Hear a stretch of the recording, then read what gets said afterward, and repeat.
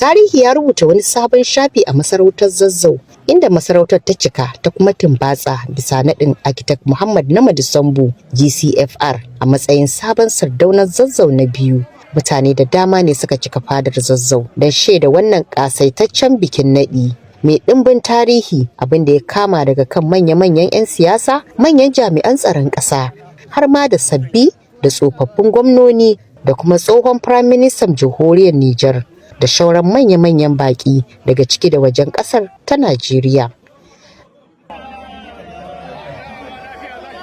An yi wa Muhammad Namadi Sambo, wanda ya taɓa zama gwamnan jihar Kaduna kuma tsohon mataimakin shugaban ƙasar Najeriya, naɗin wannan babban sarauta ne a gaban taron manyan mutane a fadar mai martaba Sarkin Zazzau, Ambasada Ahmad Nuhu Bammali. Ganin shekaru kusan 11 kenan da ba da sarauta, amma sai yanzu Allah ya yi naɗin kamar yadda sarkin ya bayyana.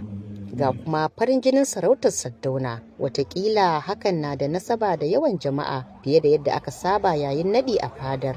Jim kaɗan da naɗin ne sabon Sardaunan ya kai wa sarki gaisuwa, ya kuma fito ya hau ingarmar doki kamar yadda al'ada ta tanada don gaisawa da ɗumbin jama'ar da suka fito domin taya shi murna.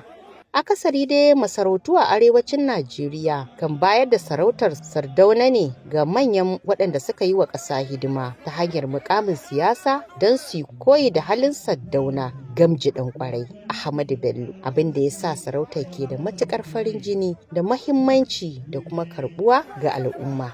Gyara ke da kyau.